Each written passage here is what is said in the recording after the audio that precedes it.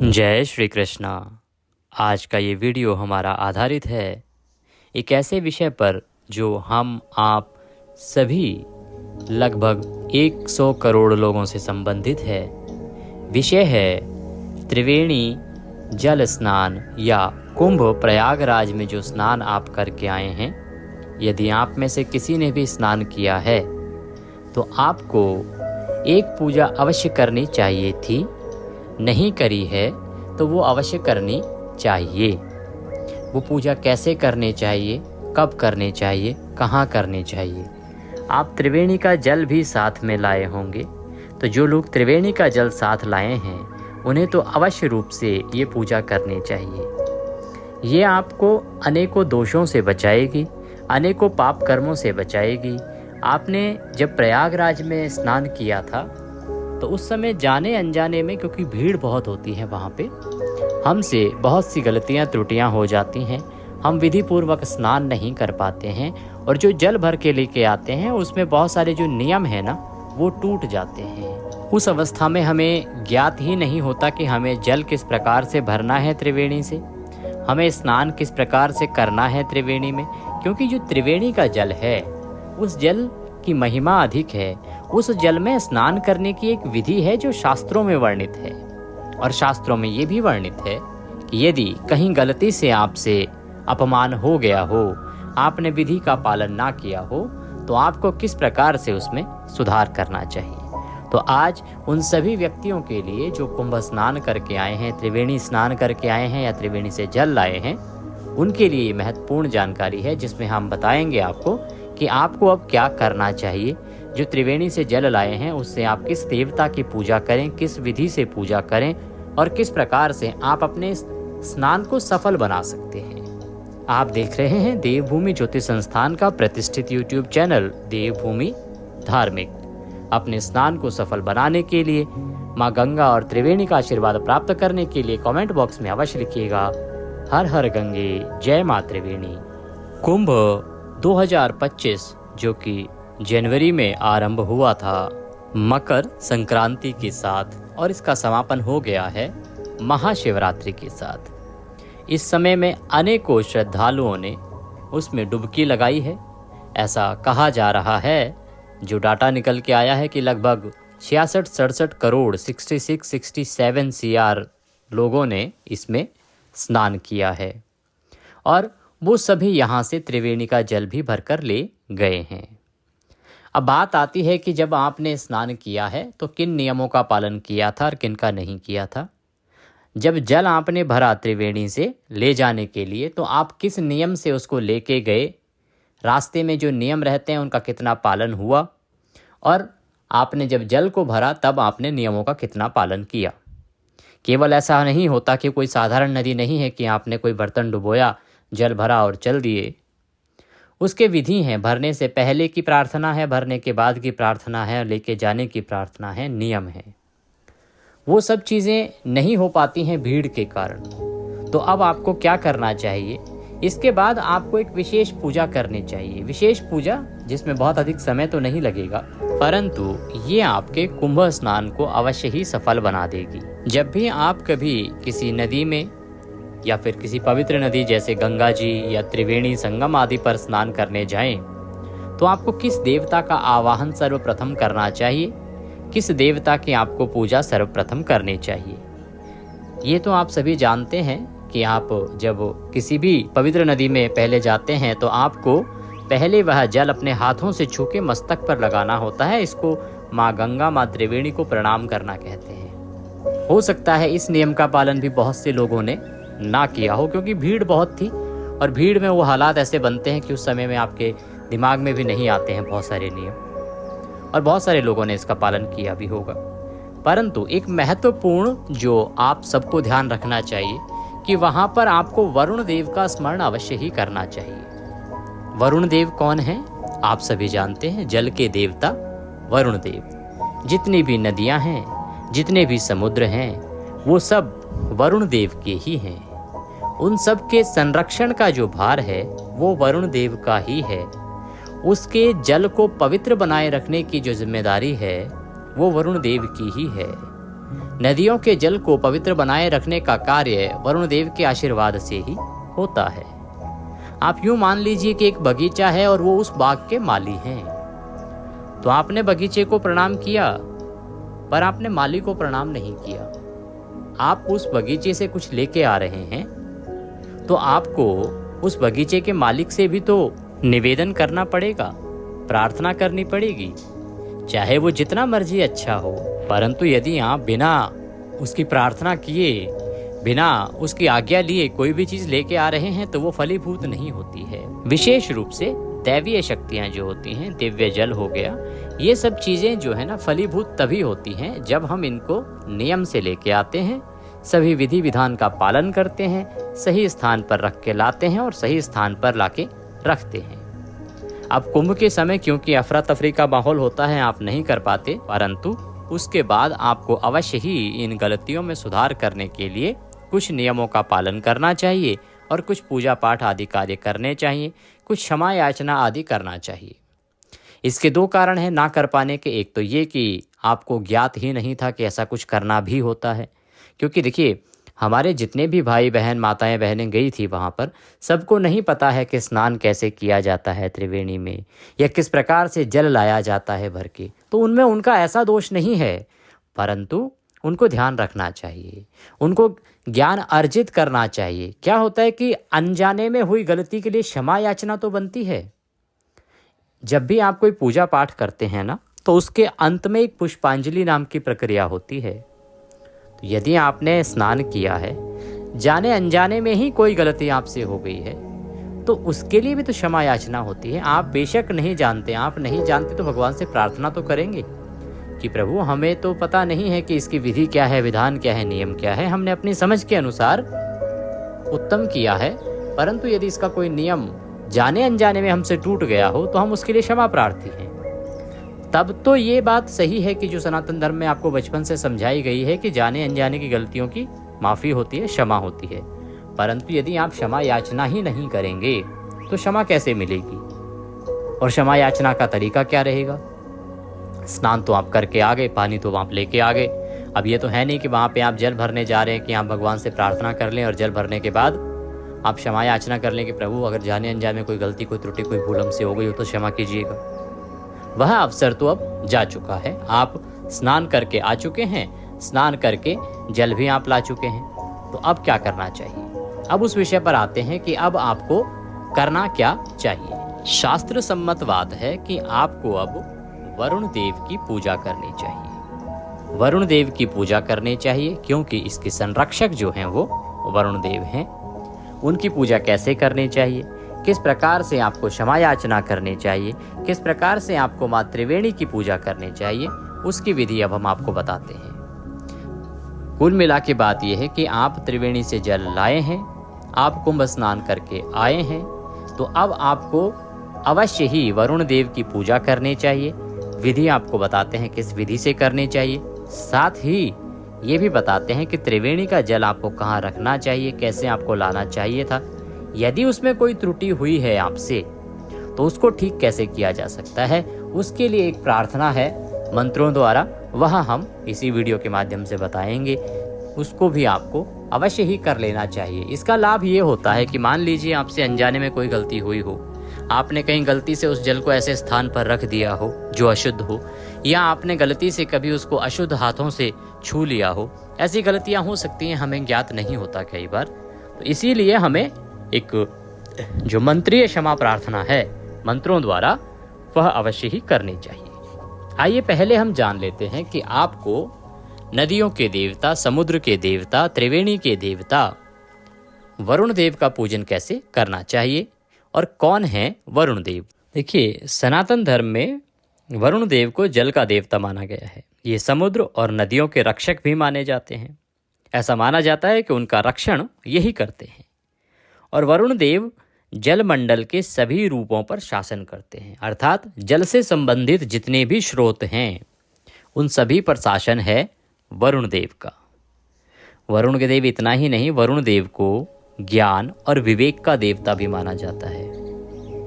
वे सत्य और असत्य में अंतर करने की क्षमता रखते हैं। पुराणों में वर्णन मिलता है कि वरुण देव जो है ना, वो पश्चिमी दिशा के अधिपति देवता हैं, अर्थात वही वरुण दिशा के एक प्रकार के अधिपति हैं। वेदों में वरुण देव को सत्य और व्यवस्था के रक्षक के रूप में भी जाना जाता है। इतने महत्वपूर्ण हैं वरुण देव, और हम दावे के साथ कह सकते हैं कि आप में से अधिकतर लोगों ने त्रिवेणी स्नान करते समय या त्रिवेणी का स्नान करने के बाद जब आपने जल भरा होगा, तो जल भरते समय या जल लाते समय वरुण देव का स्मरण भी नहीं किया होगा। आपके माइंड में भी, दिमाग में भी नहीं आया होगा वरुण देव के बारे में कुछ। यही गलती है। जब भी आप किसी जल स्रोत से पानी भरें तो आपको वरुण देव की आज्ञा अवश्य लेनी चाहिए। जब भी आप देखिए, आप गंगा जी से पानी भर रहे हैं, वह जल गंगा जी का नहीं है, उसके जो संरक्षण की जिम्मेदारी है, उसके रक्षण की जो जिम्मेदारी है, वो वरुण देव की है। तो आपको उसके रक्षक की आज्ञा अवश्य लेनी चाहिए या रक्षक से प्रार्थना अवश्य करनी चाहिए, तभी वह पानी आपके लिए फलीभूत होता है। वरुण देव इतना ही नहीं है, वरुण देव पूरे ब्रह्मांड में व्यवस्था बनाए रखते हैं। आपको बता दें कि प्राचीन समय में वरुण देव की पूजा विशेष रूप से उन क्षेत्रों में की जाती थी जो जल स्रोतों के निकट होते थे। क्यों की जाती थी? जिससे कि वो जो जल स्रोत हैं उस आसपास के रहने वालों के लिए लाभदायक हों, क्योंकि वो उन जल स्रोतों से पानी पीते हैं, उन पर वो निर्भर हैं। तो वरुण देव की पूजा यदि वो नहीं करेंगे तो वह जल उनके लिए उपयोगी नहीं हो पाएगा। इसीलिए इतना ही नहीं, वरुण देव शपथों और वचनों के पालन करता भी है। यदि आप देखेंगे ना, जब भी संकल्प लिया जाता है तो हाथ में जल लेके ही दिया जाता है। इससे बड़ी क्या शक्ति देखेंगे आप कि भगवान की किसी भी पूजा का अगर संकल्प आप ले रहे हैं तो हाथ में जल लेते हैं और जल लेके ही संकल्प लिया जाता है। इतने महत्वपूर्ण हैं वरुण देव। और ऐसा क्यों है कि हाथ में जल लेके ही किया जाता है? क्योंकि जब हाथ में जल लेकर संकल्प लिया जाता है या कोई वचन दिया जाता है तो वरुण देव उसकी निगरानी करते हैं। जिसने शपथ ली है या वचन दिया है या संकल्प लिया है, वह उसका विधि पूर्वक पालन कर भी रहा है या नहीं। इसीलिए जब आप सोचिए, वो आपके कार्यों पर निगरानी के लिए अधिष्ठाता हैं, तो आप तो त्रिवेणी से जल लेके आए हैं, तो आपको क्या उनसे आज्ञा की आवश्यकता नहीं थी क्या? क्या आपको उनका पूजन नहीं करना चाहिए क्या? आपको अवश्य उनका पूजन करना चाहिए, ताकि आप जो जल लाए हैं वो फलीभूत हो, उसका प्रभाव, उसका शुभ प्रभाव आपको और बढ़ के मिले। अब बात करेंगे कि आपको करना क्या चाहिए। जल तो आप ले आए, अब आपको क्या करना चाहिए? आप किस प्रकार से वरुण देव की पूजा अब कर सकते हैं और कब कर सकते हैं। साथ ही आपको मंत्र बताते हैं और वह विधि बताते हैं जिस विधि से आपको पूजन करना चाहिए। वरुण देव की पूजा आप किसी भी बुधवार को कर सकते हैं। बुधवार के दिन वरुण देव की पूजा की जाती है, तो या तो आप किसी भी बुधवार को कर लीजिए या आप पूर्णिमासी के दिन कर लीजिए। ये 2 दिन सर्वोत्तम माने गए हैं वरुण देव की पूजा के लिए। या आप भगवान पुंडरीकाक्ष के साथ एकादशी पर भी वरुण देव का पूजन कर सकते हैं। वरुण देव का पूजन कैसे करना है, विधि क्या रहेगी, नियम क्या रहेगा और क्या सामग्री रहेगी जिससे आपको पूजन करना है, वो आप एक बार नोट कर लीजिए और या फिर वीडियो को सेव कर लीजिएगा, जिससे कि आप समय पर जब आपको सामग्री लानी हो तो आप ला सकें सही सामग्री को। तो सामग्री के रूप में आपके पास सबसे पहले तो जो वरुण देव का वास है ना, वो कलश के अंदर है। आप किसी भी पूजा में कलश देखते हैं ना, तो कलश के अंदर जो है वो वरुण देव का वास है। तो एक तो आपको कलश की आवश्यकता होगी, चाहे वो मिट्टी का ले लीजिए, चाहे वो किसी धातु का ले लीजिए। पूर्ण पात्र लीजिएगा, नारियल लीजिएगा। वरुण देव की कोई तस्वीर आपके पास मिल जाए या चित्र कोई मिल जाए तो वह ले लीजिएगा। रौली, मौली, पान, सुपारी, लौंग, इलायची, धूप, दीप, नैवेद्य और पंचामृत। पंचामृत कैसे?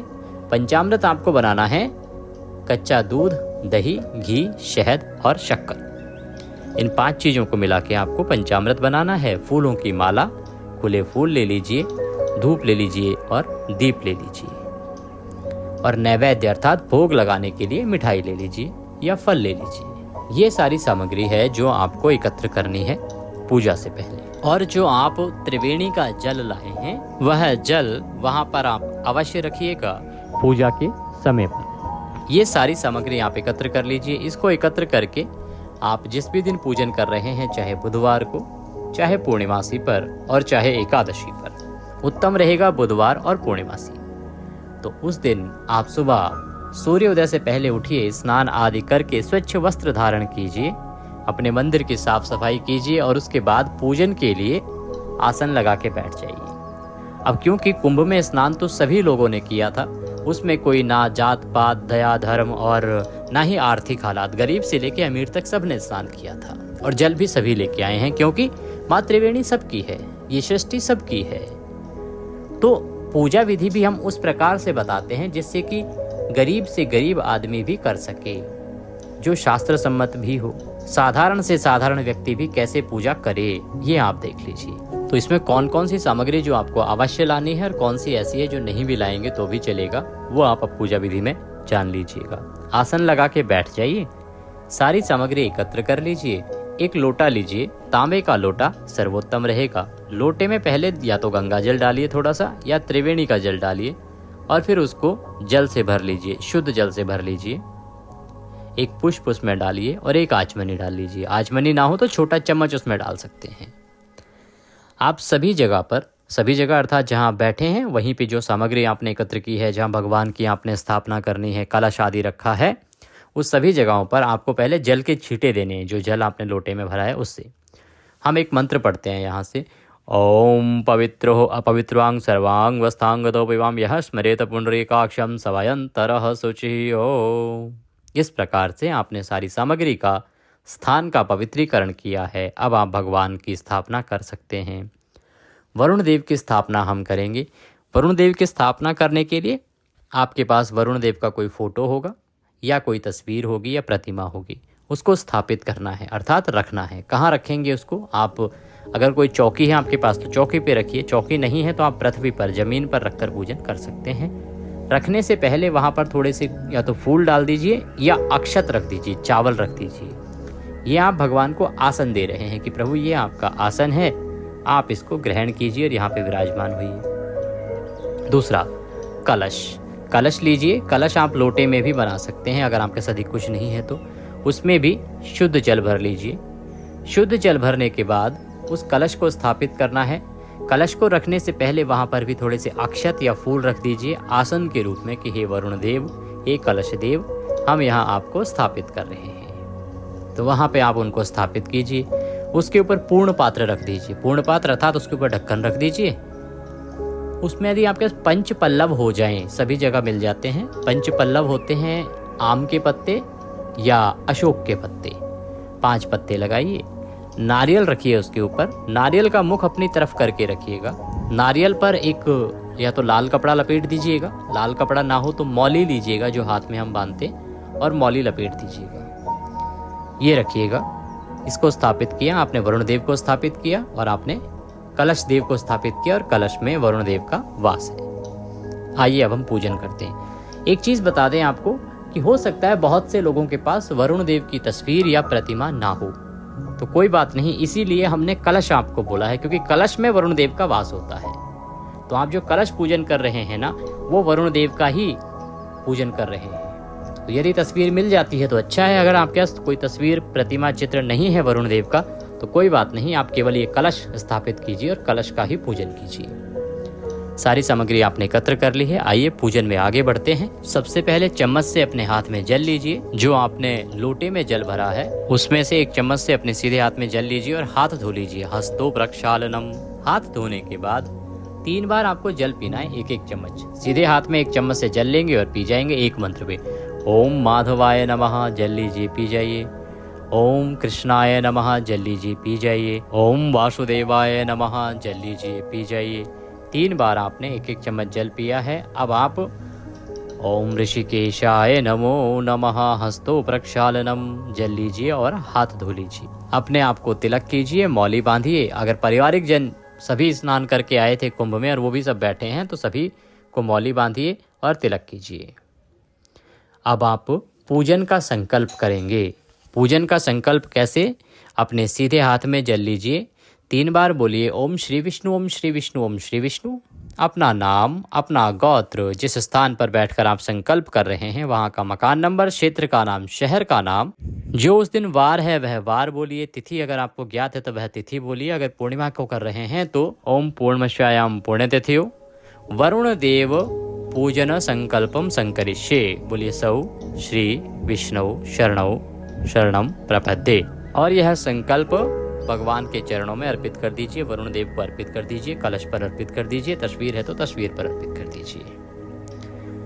सबसे पहले भगवान को पद्य अर्घ आचमनी अर्पित कराया जाता है। तो पद्य अर्घ आचमनी कैसे कराएंगे अर्पित?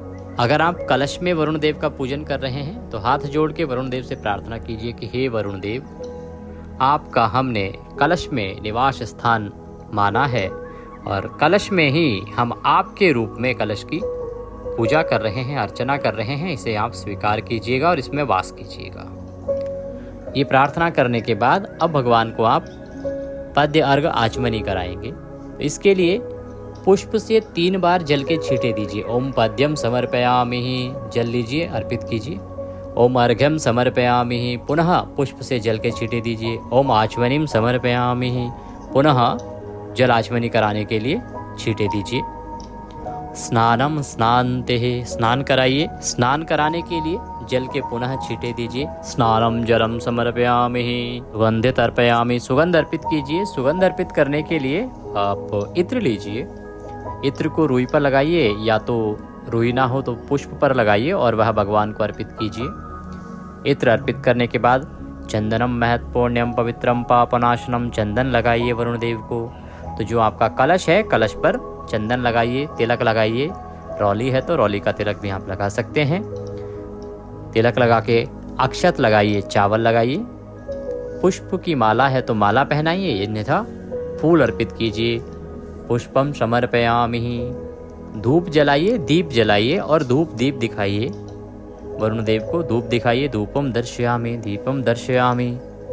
नैवेद्यम समर्पयामि, नैवेद्य अर्पित कीजिए। नैवेद्य क्या? कोई भी मिठाई आपके पास है वह अर्पित कीजिए, अन्यथा आप मिश्री लीजिए और वह मिश्री अर्पित कर दीजिए। ड्राई फ्रूट में कुछ है, काजू मखाने बादाम आदि, तो वो चढ़ा दीजिए। कोई फल है तो फल अर्पित कर दीजिए। नैवेद्यम समर्पयामि जल आचमनीम कुरुहु, जल आचमनी कराएंगे इसके बाद। तो 1 चम्मच जल लीजिए या पुष्प से एक बार फिर से जल के छींटे दे दीजिए। तांबूलम पूंगी फलम, तांबूल अर्पित करेंगे। तांबूल देखिए अगर आपके पास हो तो ले लीजिएगा, नहीं हो तो आवश्यक नहीं है। तांबूल कैसे? एक पान का पत्ता लीजिएगा, उसमें 2 लौंग, 2 इलायची रखिएगा, 1 सुपारी रखिएगा, बीड़ा बनाइएगा पान का और वह अर्पित कर दीजिएगा। या मीठा पान आप ले आइएगा, वो अर्पित कर दीजिएगा। तांबूलम पूंगी फलम शुभ दक्षिणायाम शुभदो वरदो भवः, जो भी कोई दक्षिणा आप अर्पित करना चाहते हैं वह अर्पित कीजिए और वरुण देव को प्रणाम कीजिए। तदोपरांत आप वरुण देव की आरती कीजिएगा। आरती ना भी आती हो तो वरुण देव को याद करते हुए, उनका मंत्र पढ़ते हुए ओम वरुण देवाय नमः, ओम वरुण देवाय नमः 7 बार या 5 बार आरती उतार दीजिएगा। आरती उतारने के बाद एक आवश्यक प्रक्रिया है पुष्पांजलि, जो अवश्य करनी है हमें। पुष्पांजलि के लिए हाथों में पुष्प ले लीजिए, खड़े हो जाइए, हाथ जोड़ के हम यहाँ से मंत्र पढ़ते हैं और आप आगे निवेदन कीजिएगा। मंत्रहीनम क्रियाहीनम भक्तिहीनम सुरेश्वर, यद पूजितम मया देवो परिपूर्णम तदस्तु मे, यद अक्षर पद भ्रष्टम मात्राहीनम च यद भवे तत्सर्व क्षम्यताम देवो प्रसीदाय परमेश्वरी। आवाहनम न जानामि विसर्जनम, पूजम चैवम न जानामि क्षम्यताम परमेश्वर। हे प्रभु, न हम आपका आवाहन जानते हैं, न पूजन जानते हैं, न विसर्जन जानते हैं, न मंत्र जानते हैं। हम अज्ञानी जीव हैं। जैसी हमसे बन पड़ी है वैसी सेवा हमने आपके श्री चरणों की है। इसमें जाने अनजाने में हमसे कोई गलती, कोई त्रुटि, कोई भूल हो गई हो तो उसे आप क्षमा कीजिएगा। हमने ये पूजा इस निमित्त की है क्योंकि हम कुंभ गए थे, त्रिवेणी स्नान के लिए गए थे। वहाँ हो सकता है हमसे जाने अनजाने में कोई गलती हो गई हो, क्योंकि वहाँ इतना अवसर ही नहीं मिल पाया कि हम आपको स्मरण कर पाते, आपको याद कर पाते, आपकी पूजा कर पाते, आपका ध्यान कर पाते। तो हमारी उन जाने अनजाने की गलतियों को आप क्षमा करें और इस पूजा को स्वीकार करें, तथा हम जो त्रिवेणी का जल लाए हैं उसकी हमें आज्ञा दें कि हम उसको अपने स्वास्थ्य के लिए और अपने उपयोग के लिए प्रयोग में ला सकें। हम उस समय हालात में नहीं थे, इस कारण से आपका स्मरण नहीं कर पाए, इसके लिए हम क्षमा प्रार्थी हैं। हे प्रभु, हमारे पास आपको अर्पित करने के लिए कुछ नहीं है, तन मन धन सब आप ही का है। हमारे पास क्या है? केवल यह पत्र पुष्प की भेंट है। मालती मलका जाति सत्पत्रांधि संयुक्तम पुष्पांजलि मया दत्ताम ग्रहणाम परमेश्वर। प्रभु यह पत्र पुष्प की भेंट है, इसे आप स्वीकार करें और दया का आशीर्वाद प्रदान करें। इस प्रकार से वह पुष्प वरुण देव को अर्पित कीजिए, कलश पर अर्पित कीजिए। वहां पर खड़े खड़े आप 5 परिक्रमा कर लीजिए। परिक्रमा करने के बाद मत्था टेकिए, दंडवत प्रणाम कीजिए, ढोक दीजिए भगवान को, और आपने यह पूजन पूर्ण किया है। इसके बाद आप जो आपने केन जो लाए होंगे ना त्रिवेणी के जल की, उस पे भी तिलक करना है, अक्षत लगाने हैं और उसका भी इसी विधान से पूजन करना है। और इसके बाद आपका जो है त्रिवेणी का जल है वो आप मंदिर में रख दीजिए, सर्वोत्तम स्थान है। आपको बाथरूम में विशेष रूप से नहीं रखना है, ये ध्यान रखिएगा। स्टोर रूम में नहीं रखना है, 2 जगह बिल्कुल नहीं रखना है।